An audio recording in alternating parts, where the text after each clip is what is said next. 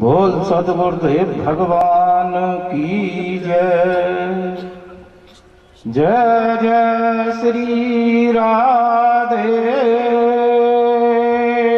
श्याम। गुरुर् ब्रह्मा गुरुर्विष्णु गुरुर्देव महेश्वर। गुरुर् साक्षात् परम ब्रह्म तस्मै श्री गुरुवे नमः। ध्यान मूलम गुरुमूर्ति पूजा मूलम गुरुपदम मंत्र मूलम गुरुर्वाक्यम मोक्ष मूलम गुरु कृपा। वाहे गुरु जी का खालसा वाहे गुरु जी की फतेह। अर्चनीय वंदनीय प्रातःकाल स्मरणीय मम सद्गुरुदेव जी के चरण। अर्चनीय वंदनीय प्रातःकाल स्मरणीय संत श्री बाबा दलील सिंह जी के चरणों में मेरा साष्टांग प्रणाम। अर्चनीय वंदनीय प्रातःकाल स्मरणीय श्री बाबा जगतदेव जी के चरणों में मेरा साष्टांग प्रणाम। अर्चनीय वंदनीय श्री मक्खन सिंह जी महाराज जी के चरणों में मेरा प्रणाम। अर्चनीय वंदनीय बाबा बलवीर सिंह के चरणों में मेरा साष्टांग प्रणाम। अन्य सभी संतों के लिए मेरा ओम नमो नारायण स्वीकार। सभी भक्तिमती माताएं व बहनों व सभी भक्तजनों के लिए मेरी राम।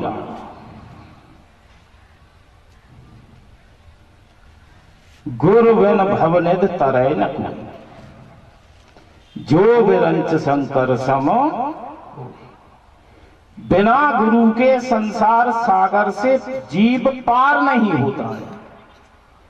चाहे ब्रह्मा जी की बराबर का हो चाहे शंकर जी के बराबर का हो, संसार सागर से जीव जब पार होता है जब गुरु की शरण में आ जाता है। भाई बिना गुरु की शरण के कल्याण नहीं होता है। शंकर कल्याणम करोति शंकर।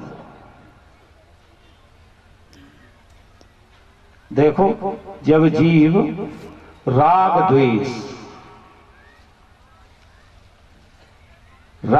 को जब त्याग देता है तभी परमात्मा की शरण में पहुंचता है। और जब तक हमारे हृदय में अविद्या अस्मिता राग द्वेष अभिनिवेश 5 कलेश जब तक जीव से लगे रहते हैं तब तक वो गुरु की शरण में नहीं जाता है। और गुरु की शरण में जाकर के ही ये कलेश कटते हैं। अविद्या यानी हम संसारी पदार्थों में ही ज्यादा फंसे रहते हैं। हमारी बुद्धि ऐसी हो गई है कि हमने उन पदार्थों को सत्य मान लिया है। जो असत वस्तु है उसको हमने सत्य मान लिया। और जब तक हम असत वस्तु को सत्य मानेंगे तो सत्य कहां से दिखाई देगा। यानी जिसकी सत्ता नहीं है उसी के पीछे हम पड़े हुए हैं। सत्ता किसकी है? सत्य की। त्रिकालो अबाधित्वम सत्यत्वम। जिसका तीनों कालों में बाध न हो वह सत्य। भूत में वर्तमान में भविष्य में तीनों कालों में बराबर जो रहता है वो सत्य। दीनता को त्याग नर अपनो स्वरूप देख तू तो शुद्ध। दीनता को त्याग नर अपनो स्वरूप देख तू तो शुद्ध सत्य एक अविनाशी है। आपने अज्ञान ते जगत तू सब तू ही रचे, सबको संहार करे आप अविनाशी। तेरे जो मन की बनाई हुई सृष्टि है उसी में दुख है, और जो सृष्टि परमात्मा ने बनाई है उसमें कोई दुख नहीं है। अपने मन की जो कल्पना से जो सृष्टि बनाई हुई है उसमें कितना दुख है कि वो तो पदार्थ भाई समाप्त होगा, क्या उसी पदार्थ के साथ आप भी समाप्त हो?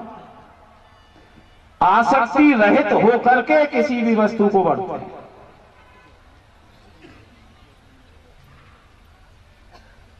तो आपने अज्ञानते जगत सब तू ही रचे, सर्व को संहार करे आप अविनाशी।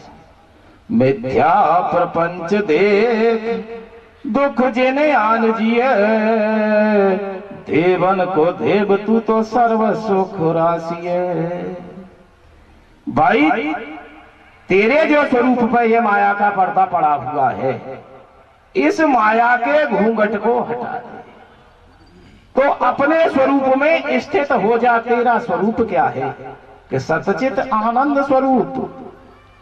भाई तेरा जो स्वरूप है वो तो सच्चित आनंद स्वरूप है, केवल तू अज्ञान से ही जीव भाव बना हुआ है। भाई सीपी में चांदी तीनों कालों में नहीं है, रज्जु में सर्प तीनों कालों में नहीं है, केवल हमको रज्जु के अज्ञान से ही सर्प भास रहा है। और रज्जु को जब ज्ञान है जाए, अधिष्ठान से भिन्न नहीं जगत निवृत्ति बखान। भाई सर्प निवृत्ति रज्जु बिन होए रज्जु को। जब तक रस्सी में से रस्सी का ज्ञान हमको नहीं होगा तब तक तो उसमें सर्प ही भासेगा। आपने अज्ञान ते जगत सब तू ही रचे, सर्व को संहार करे आप अविनाशी। जीव जग ईश होए माया से प्रभास तू ही, जैसे रज्जु सांप सीप रूप है प्रभासी। जैसे रस्सी में सर्प, सीपी में चांदी। सीपी यमुना जी की रेती में पड़ी हुई है, सूर्य की सीधी किरण उस पर पड़ रही है तो चांदी का भास हो रहा है, लेकिन चांदी सीपी में तीनों कालों में नहीं है। भाई सीपी तो चांदी की तरह ही भास रही है, केवल उठा के देखो जब हमें सीपी को ज्ञान है वो तो त्रिकोणीय है, पीठकारीय त्रिकोणीय।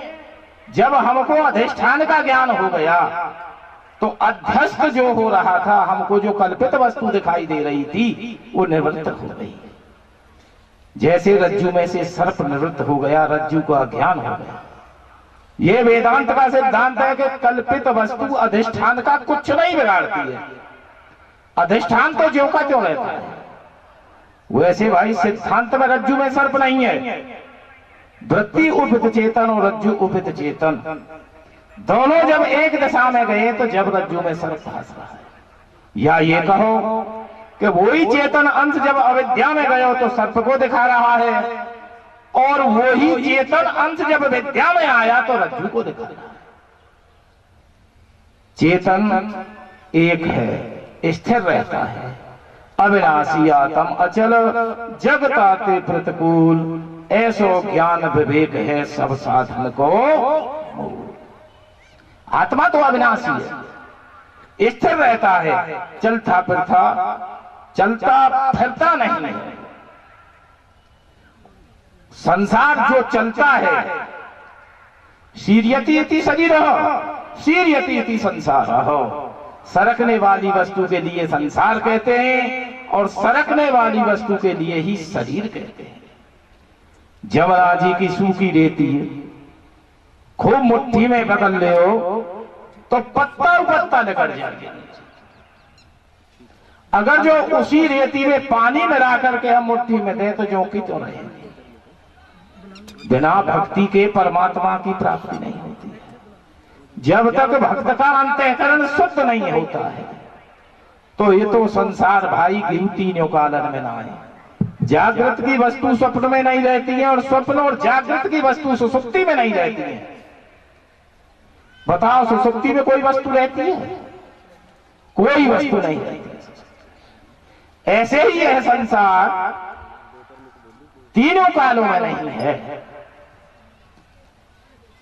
भाई, जब जागृत की वस्तु स्वप्न में और स्वप्न की वस्तु सुसुप्ति में जब रह ही ना आए, एक ही चीज भास है एक बार में। जब जागृत भासती है तो स्वप्न और सुसुप्ति नहीं रहती है, और जब स्वप्न भासता है तो जागृत और सुसुप्ति नहीं रहती है, और जब सुसुप्ति भासती है तो जागृत और स्वप्न नहीं रहता है।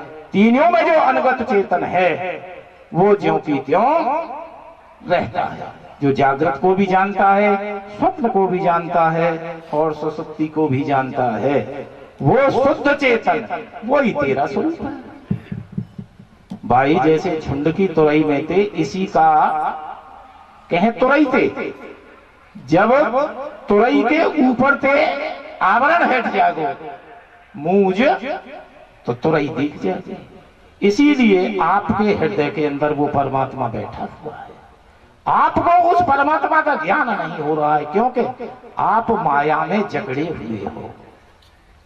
माया अघटित घटना पटियसी, माया की परिभाषा अघटित घटना पटियसी। जो घटना न घट रही हो उसे घटा दे, उसे माया कहते हैं। मां माने नहीं, या माने जो है ना, लेकिन भास रही है कछू, और कछू को कछू दिखाई दे, उसे माया कहते हैं। है तो रज्जू, लेकिन उसमें सर्प को दिखा रही है। जो कि चारपाई के नीचे पड़ी हुई रस्सी मंद अंधकार में, यानी ना तो प्रकाश है ना अंधकार है। भाई, ज्यादा अंधकार में रज्जू दिखेगी नहीं, और ज्यादा प्रकाश में उसमें सर्प नहीं भासेगा, वहां मंद अंधकार है। पूरी रात घाट पे बैठे रहो, नीचे को पाम दियो याने खाए। भाई, जब नीचे पैर रखा चारपाई से तो उसमें सर्प भास रहा है, नीचे को पाम दियो याने खाए। पूरी रात लेकर के जब सवेरे हुए, और ये रस्सी है। ओ जय सतगुरुदेव महाराज की जय। वाहे गुरु जी का खालसा, वाहे गुरु जी की फतेह।